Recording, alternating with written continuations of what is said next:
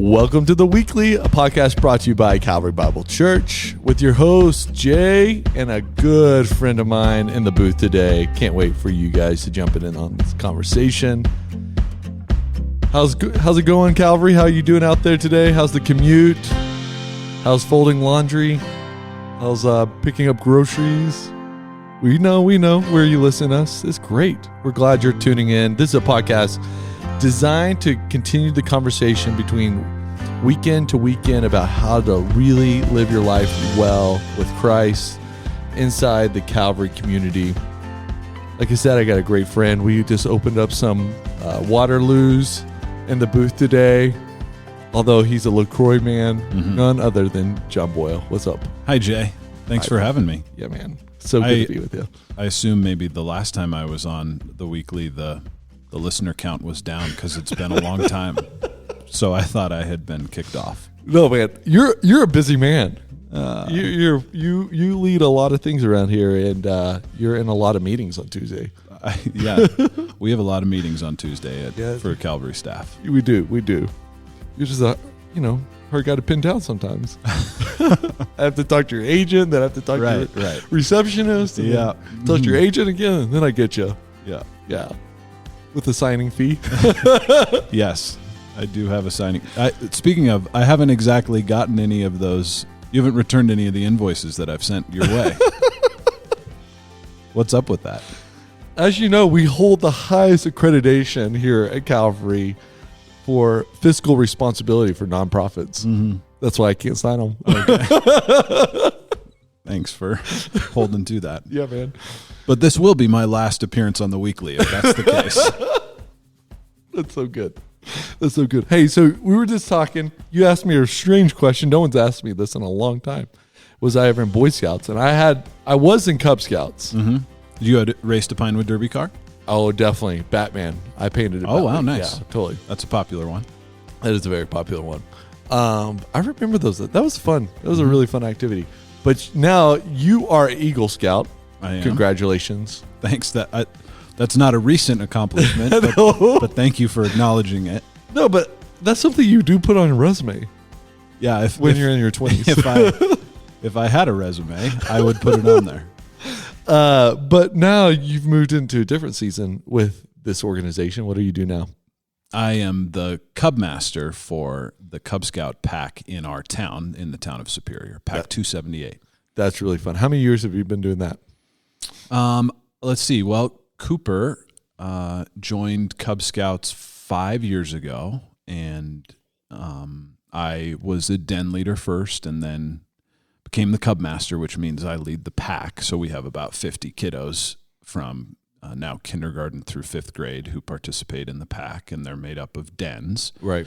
So first I was his den leader for a couple of years, and I think I've been Cub Master for 3 years. What's the requirement for you to do that within the community? You have to, how many hours do you give usually, like a week, a month, a year? It depends on the season. The fall's pretty busy for scouting. We take the pack camping, and we do some community events and sell popcorn and have pack meetings. So I spend several hours a week usually between pack meetings, or even going to den meetings with Cooper or Beckett, because Beckett's now a Cub Scout. Wow. Yeah, he's a big deal. He's working on his Tiger rank. Ooh, yeah, that is a big deal. Yeah, so a few hours a week, but it's several years ago at Calvary, and we still talk about this. We were just talking about our heartbeat as a church to be externally focused, and how we're all called in different ways, and we have different backgrounds and histories and stuff that we've done in our life that we might have an opportunity to serve in the community. And so for folks who are soccer coaches, or maybe they serve on the PTA, or they have a heart for community service with some of our community partners, right. I have this really cool background from when I was a young man of scouting that was really, really influential in my life, and so cool for me to have opportunities to connect with my dad in particular, who's also an Eagle Scout, and he was our Scout Master and when I was in Boy Scouts. And so it just it's a cool way for me to be able to hang with my kids and also serve in the community outside of my day-to-day job. So I really enjoy it. It's fun. So you were just telling me, though, you just had a really fun event. The traditional, get some Mentos and some Diet Coke, right? Yeah. So Diet soda. One of the fun things about Cub Scouts is, you just try to have fun with the kids. Yeah. And, you celebrate advancements and stuff they're working on and, try and teach them things, but you also want to have a little fun. So we had an outdoor pack meeting in the last month. And I went over to Walgreens and bought 13 different varieties of diet soda because I read on the internet, so you drop Mentos in that makes like a geyser. Yeah. But I read on the internet you want diet soda because it doesn't get as sticky. Oh, that's a really good pro tip right there. And then we tried to do a little science experiment of, okay, which soda is the best at it? And according to the internet and according to our scientific discovery at our pack meeting, Diet Coke is unequivocally the best geyser when you drop Mentos in it. But it was quite an experience to walk up to the checkout counter at Walgreens with 13 different varieties of diet soda and about 100 Mentos. They look at you a little weird.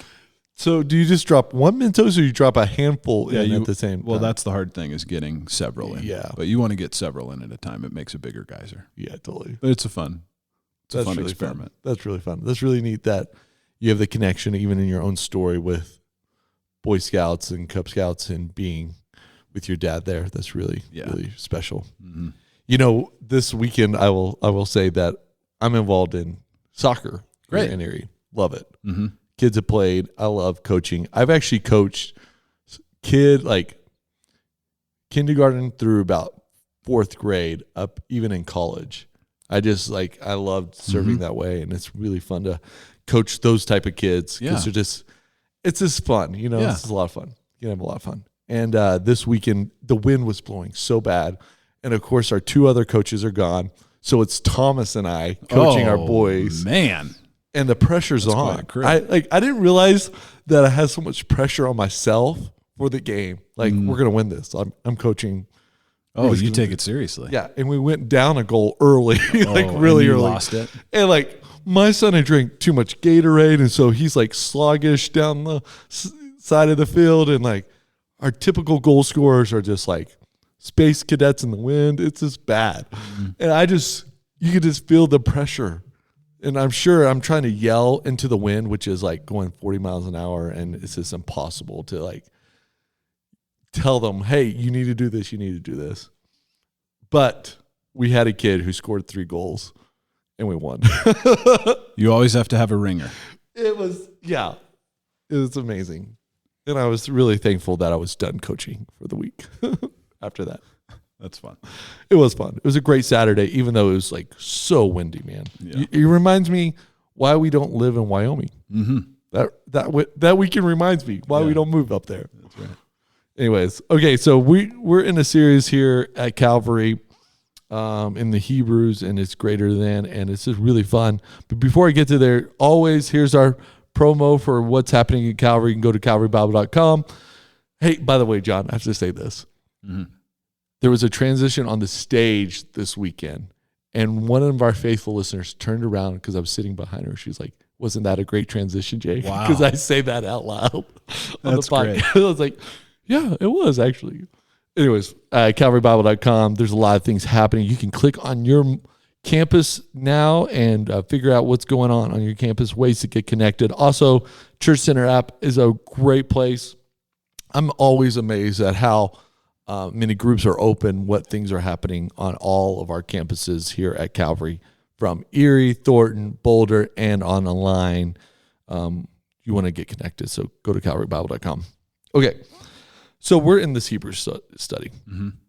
It's you're preaching a lot, probably more than you've consistently preached in your ministry so far. Yeah, I'm teaching online every week, and I was teaching regularly in Boulder, but not every week. So it's been really fun. I've enjoyed it. Yeah, and there's a couple of questions I have for you today in the podcast about even the online ministry. But what are you specifically learning from your study in Hebrews? What's really coming to the surface in just your own personal reflection and study of the book of Hebrews? Yeah, I think two things.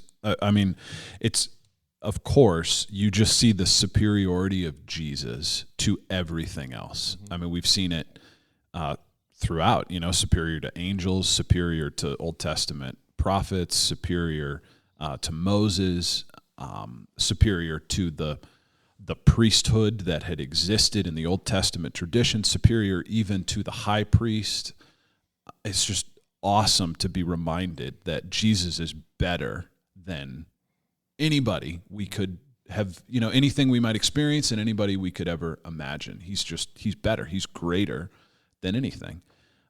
And the other thing is, in light of that, because Jesus is shown as greater than this Old Testament tradition, but it doesn't belittle the Old Testament.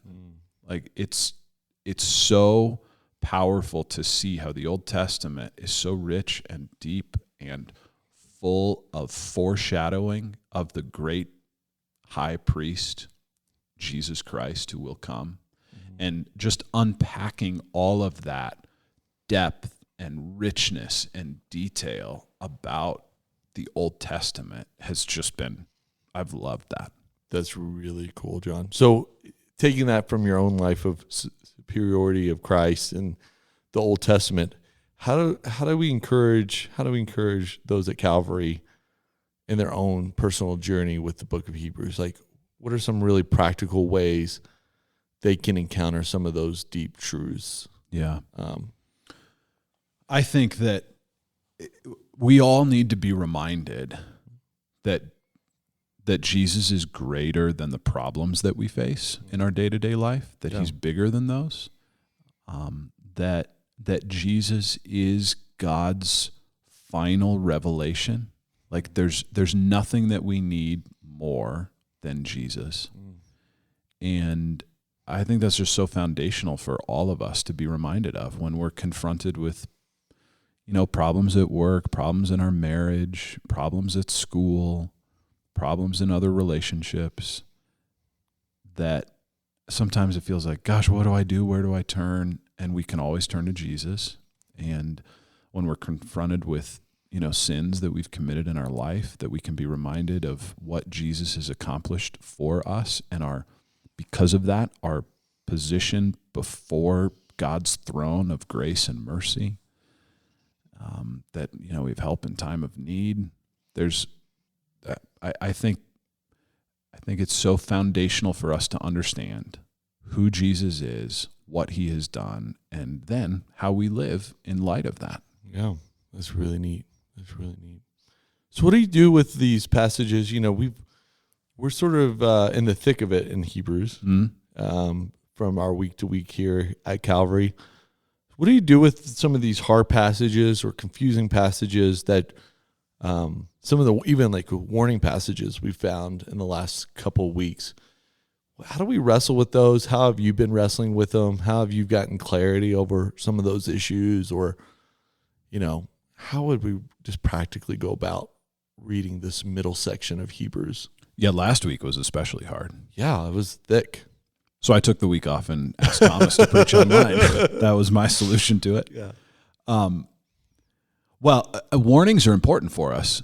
I mean, there's warnings all over our world, and we want to heed important warnings. Right.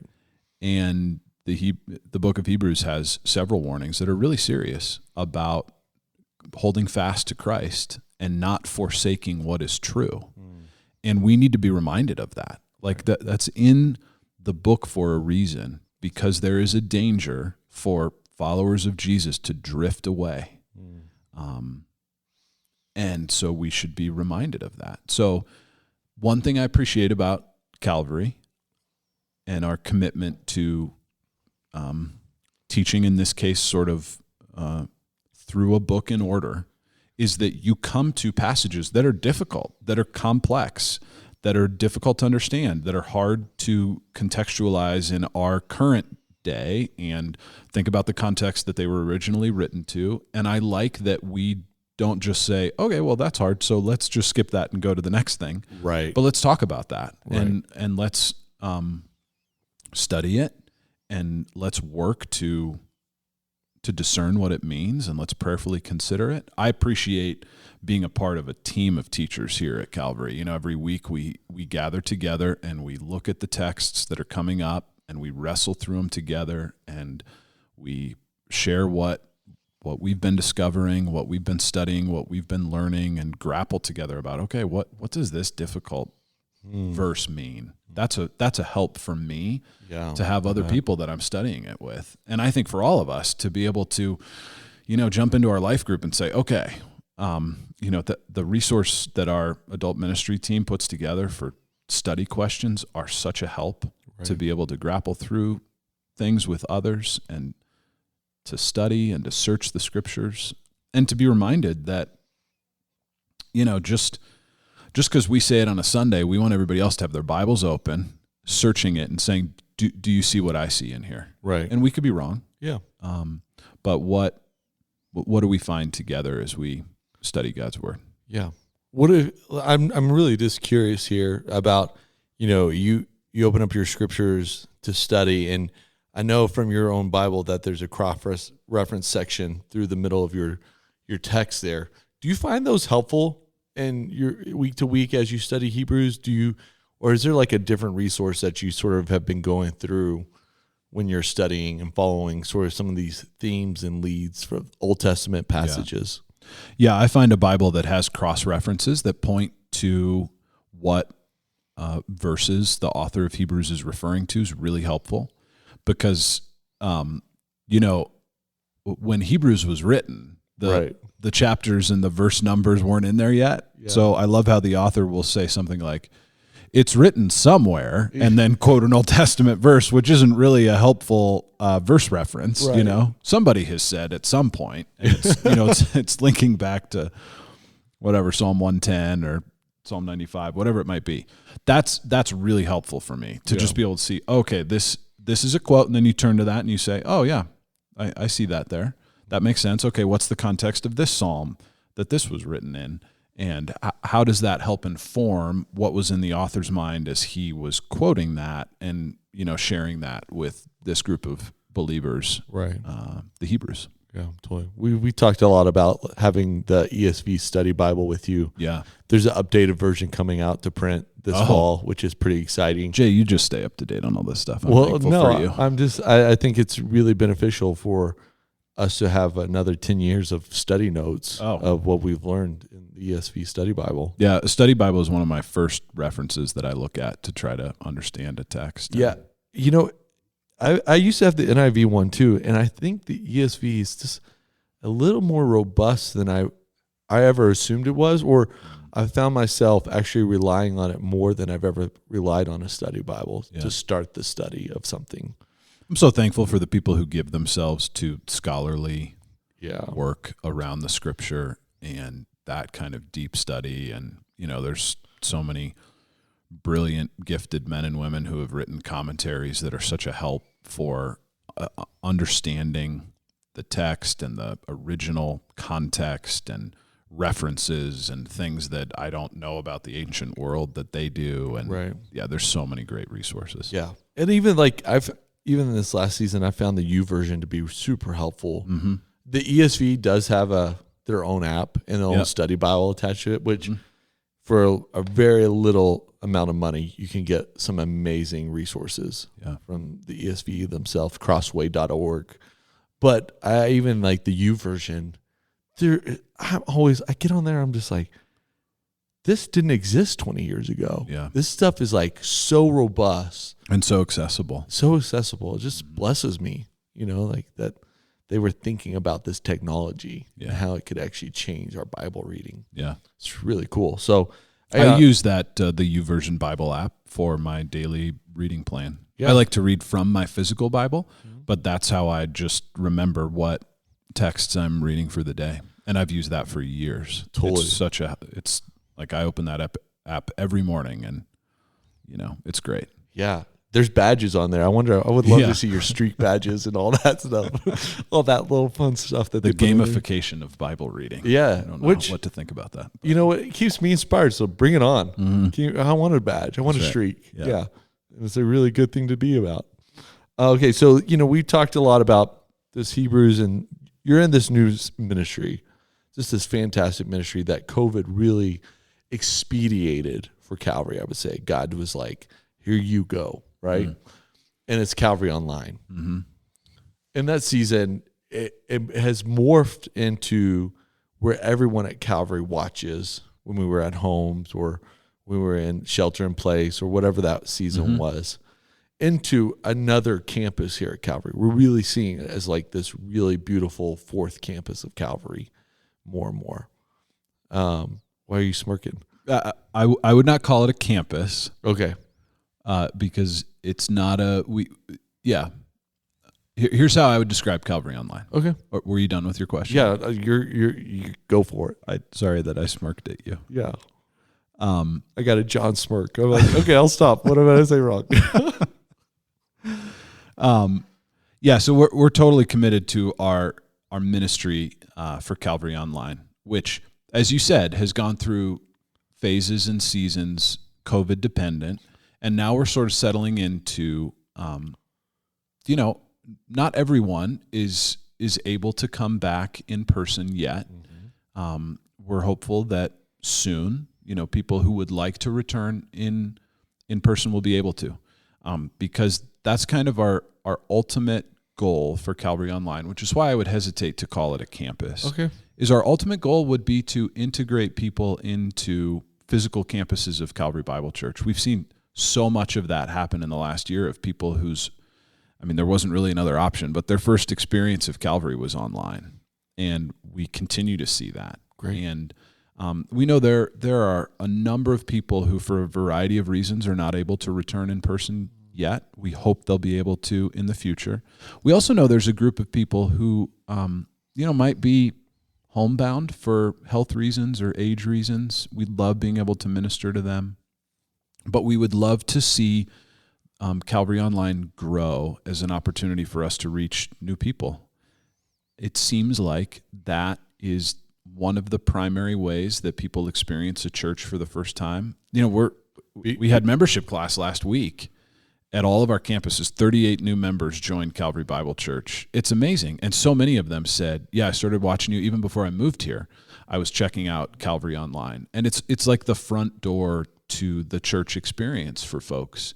And it's a non-intimidating way of experiencing a church, seeing what it's like, learning a little bit more about its ministry, and then hopefully engaging in person long term. That's what we would love to encourage people to be able to do when they're ready, when they're comfortable. But we're also working right now to help create community online for the folks who are worshiping with us, and online groups. We had an online starting point a few weeks ago.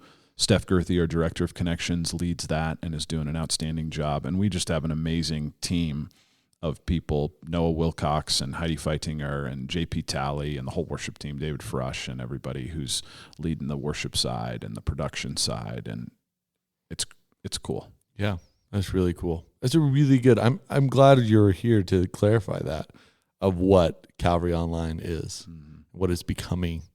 So in your personal reflection of being the online message most week to week, what are you learning about yourself or about this new sort of caveat of your ministry here at Calvary?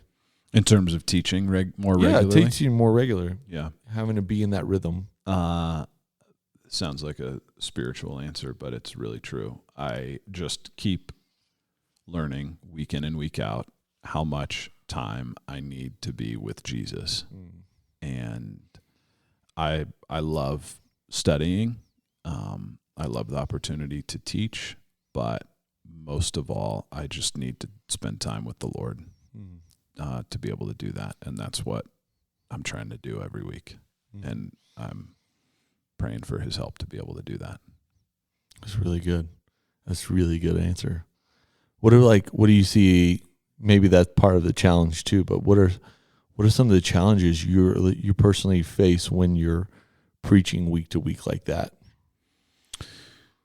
Well, it's Hebrews is a challenging book, so there's the challenge of sorting through what it means and and keeping the big picture of what the book is about, and then week in and week out, what text are we teaching through, and what's, how do we help our people today have a connection with a book or a sermon or a letter that was written 2,000 years ago that references, thousands of years prior to that of biblical history. Like that's a challenge to contextualize it. But I think it's so worth it because it's so relevant. That's the amazing thing about the Bible is this book that is thousands of years old. I mean, the Word of God is living and active and sharper than any two-edged sword. But man, you just see it, every week. It's like, gosh, this is so helpful for what we're facing today and what we need. No doubt. So I've heard that, and it was a long time ago. I was a preacher from week to week in a really small Kansas church. So it's been a long time, but I've heard that it's sometimes preaching week to week is more the process of preaching to yourself. Do you find that to be true when you're preaching week to week? Do you find like the themes that are in Hebrews are actually in your life those weeks or are being formed in you? Or yeah, I hope so. I mean, that's one of my favorite parts is, you just get to study this book on your own and then share what the Lord's putting on your heart and hopefully a message that's helpful for people. Mm-hmm.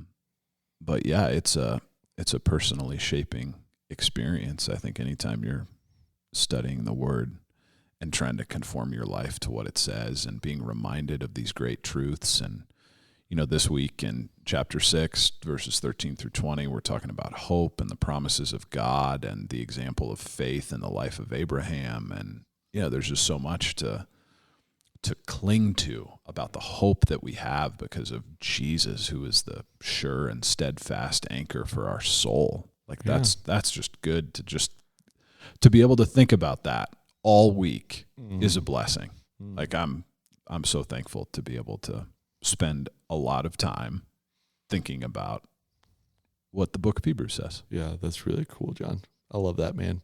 What a gift you are to our church, and what a gift it is to me to be your friend, to see this.